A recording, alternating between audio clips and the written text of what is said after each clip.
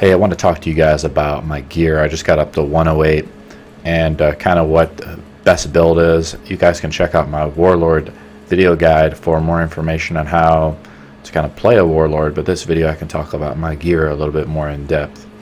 So let's just start off from the first thing here and kind of what stats and stuff I go with. The whole idea behind this spec is, I want to go into a very revenge heavy defensive mode spec. So in a 1v1 I want to just wear someone down, so I will have some attack, but I really want to be able to exploit the revenge mechanic that exists in the game.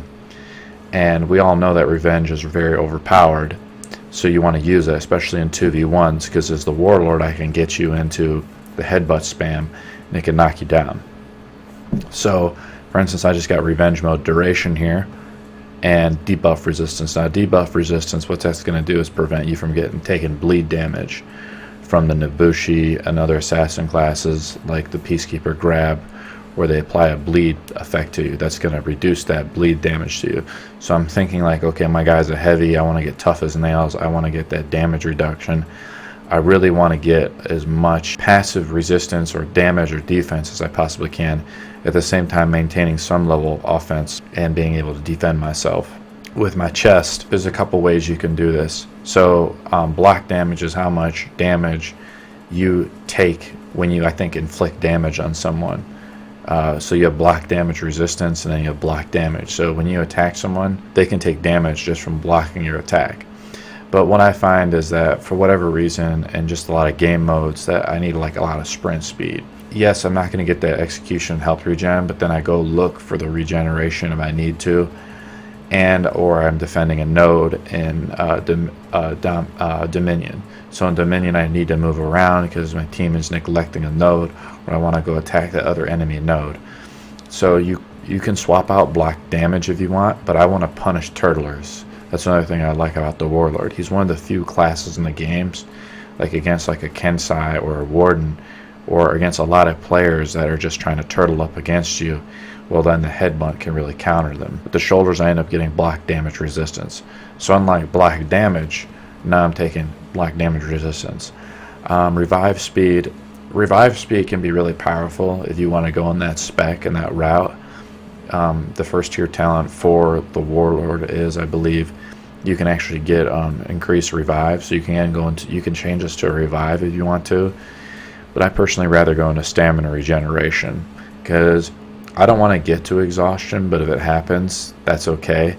So you have to manage your stamina, because that's one vulnerability behind this gear setup. Every gear setup's not going to be perfect, but my whole thing is when I'm fighting multiple people, most of the time I'm fighting someone, I'm going to either be able to spend a second rezzing you or I'm not. And if I have two people on me, you're never going to get rezzed. You can get the revive speed down enough to where it'll like literally go off in half a second.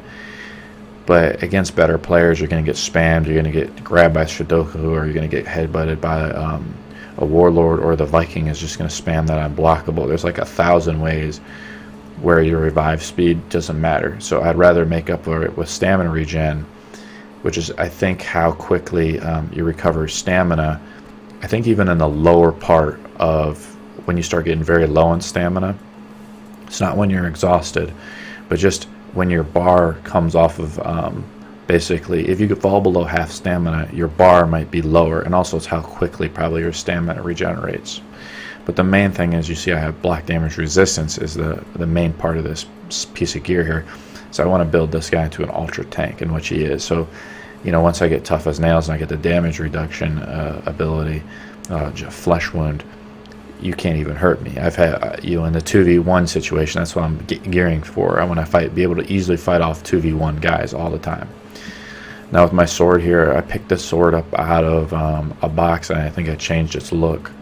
It's a pretty badass looking sword here. We can just rotate it around. And what it is I basically go into defense. Stamina cost reduction is really powerful, and I talked about that in my previous videos, where you can go into that spec where if you want to headbutt spam someone, or when you do want to spend that attack, it doesn't cost you anything. And I can see that being better for other classes, but I rather focus on defense. And defense, I'm linking a guide to in the description which kind of describes all this stuff. Defense is just how much damage you take from attacks. So obviously it's really powerful. An attack is how much your attacks are going to deal. So a lot of assassins are going to probably max out attack, or a lot of people go into attack. My whole situation is I want to be able to wear you down. You know, I want to be able to just, you hit me and it like tickles. And that's the whole point behind the Warlord, is like your damage that you do to me, it's like you could try to kill me 2 or 3 times over to just beat me. And I'm just wearing you down, I'm headbutting you, I'm hitting you, poking you with the light attacks, or I get a throw that insta-kills you. So as long as your guard break game is good, you're going to do really well. Let's go to the second one here. You got to see I got the handle of skulls here. It's the skulls of all my victims that are humans. You know, it's an orcish tradition to wear skulls around you, so I added to my sword here. My sword has the hilt is pretty nice, and the sword blade itself has some gems too. It's pretty awesome with the razor blade. It's kind of an orcish sword. I like it. So what I do is I get revenge mode defense and revenge gain by defense. Revenge mode defense is how much defense you get when you are in revenge mode. Revenge gain by defense is how much your revenge bar fills up. So you can actually get that if you want, but I'd rather get how much defense you get when you are in revenge mode, because if I pick up a defense buff, then that other one isn't as important, okay, in like an elimination game. So it's just you can't go wrong with either one. But again, I go with flat defense because I want to negate like all damage pretty much. Let's go with the last one. I used to have throw distance, okay, let's not lie. Throwing is awesome, and picking up somebody and throwing them like 1,000,000 yards away is awesome, okay? But the better players, they guard break you. And what I do is I just wear you down. I still have very high attack with this character, and if I'm near a ledge, I'll still be able to get you. But yes, my throw distance isn't going to be that good. If I want to throw you more, I probably would actually pick the Lawbringer. But throw, again, you can go with throw. It's not going to be bad, but remember, I want to build a revenge build. Now, I get revenge gain by injury. So the other parts of the gear, you notice that revenge gain is not as high as I want it to be. So I'm making up for it here on my shield. But my revenge mode attack, it's like, yes, I wish it was higher, but it's still high. The next shield I have saved here is the exact opposite, is revenge mode attack and revenge gain by injury. So I feel like that's when I get hit with an attack and it goes through my guard. But I think I have revenge gain by defense is not maxed out either. So basically I get like 2 or 3 blocks. I get by 2 opponents, I go into revenge mode. I can enter all guard stance. Getting into revenge for me is not a big deal. Staying in revenge and being able to mow someone down is what's important. So I still have it good. Again, just because it's not maxed out doesn't mean it's bad. Revenge mode attack is still very high. It's just not maxed out. It takes still about 3 attacks depending on who I'm fighting. It also depends on their defense gear. 3 headbutts to really wear them down. And then I just have this as, so if I'm getting hit, if I'm getting stunned through a bunch of attacks, that revenge gain by injury is really important. That's when my revenge meter just skyrockets. And I just picked up this other cool shield. It's kind of cool. It's got a little some burns on it. It's been through some hard wars here. And if I want to, I can try out the other one just in case. We're going to take a look here. The next thing we're going to do is look at my feats. Now, I talked about these feats in my other video. If you've already seen that, that's fine, but we're just going to review them here again. With the Warlord, you saw I didn't have feat cooldown reduction. So the Warlord is not geared towards feat cooldown reduction. I want to get the Warlord with as many passive feats as possible, really. Because I don't want to dick around and like hit a button and enter an animation where some guy guard breaks me or like hits me with the light attack or whatever. I want my feats automatically on all the time. So this here is my major kit, but we can evaluate each tier. So the first one I pick up is deadly. The second one is flesh wound. So imagine all that defense gear. My defense gear is maxed out, and then I have flesh wound, gain moderate damage reduction. Then by the mid tier of the match, or like around the second or third round, I get tough as nails usually. Because it's just very rarely like I won't kill someone by then, or like won't kill quite a few people. It just doesn't happen usually, unless our team is just getting pollywomped. But even then, I'm entering revenge mode and I'm killing somebody. I'm used to probably getting a kill or two.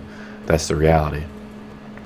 So tough as nails is the next one I get, and this is the most overpowered ability for the Warlord, in my opinion, because it raises your bars to 8 bars of health, and then you compounds it with flesh wound and all the defense gear, and now you see, like, this is the Juggernaut build. I mean, this is the Terminator build. This is just the killer build that, you know, it makes you. I've seen people type out in chat like, you can't, like, his gear is OP, and yes, it is OP for a reason. Like, I put the time in the game, and then, you know, that's the way the game's design is right now. And you can check out my other video, it'll be up on my channel soon, about things that they can improve in For Honor to balance things like this for the gear. The last one is auto revive, but I've heard people picking up regeneration. When I've tried regeneration, so you can't focus on the target, from what I understand, and then it makes it difficult for you to kill. But I would rather, you know, when I'm getting 2v1, regeneration's not going to do anything. I'm going to be focused on someone. You know, I want to be doing damage. If you're not focused on someone, it's hard to guard break, so you're going to get guard break and thrown off the cliff. So I'd rather just auto revive myself. So I've seen this in case where, you know, we're fighting a 2v2. The guys, two other guys are killing me. I die because I'm already like low HP or whatever. I auto revive, get up and whoop their ass because I have all my other abilities. I have tough as nails. I resurrect with 8 bars of health. And with regeneration, it might take a while. It's not very instantaneous. With auto revive, you might get up sometimes a few seconds after you die. It's sometimes pretty quick. And as you know from my Berserker video I just posted, the Fire Flask is a great alternative to damage dealing effects if you want to use it. But since we're not going with the feat cooldown reduction, this has a nasty cooldown. So it's going to have a lot of, you're going to need to kind of change the whole spec up and probably go into Bear Trap. Let's take a look individually at why I picked these now. For instance, you have Revive, but we're not going into that Revive build. But this is a viable build.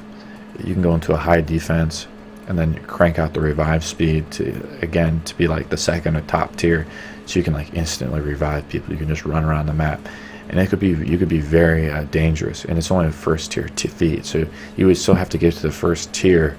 So say in an elimination, you still have to kill the guy, and you'd be giving up something, you know, something important like revenge or something in that slot. Rush, you know, just sucks. You know, you already have max sprint gear. If you really wanted to chase down someone, most time you're chasing down someone, it's not really of an importance. So if you're in Dominion, which I consider the ultimate game mode, there's no really need to use Rush because you're standing on their node, they're not gaining points. It might be more important for Assassin who needs to like move around the map and kill people, but even then I'd rather just go with passive deadly attack. My attacks deal more damage. So my attack, which was already sort of like, remember, second next to my defense, well, now my attack gets boosted. So my defense was already really OP, and now I have this damage reduction, really OP already. So I could use Bear Trap to set up a nasty trap near staircases when I'm on defense. Works really well. I get a free heavy attack, but I'd rather go with moderate damage reduction. I don't know what they haven't run the numbers, but with all the gear I have, I just pick it. I don't want to dick around laying a trap out. I mean, you have to do it in advance. I don't really want to be slowed by Juggernaut, and again, it's an ability I'd have to activate and go into feat reduction gear. Again, it's not that bad.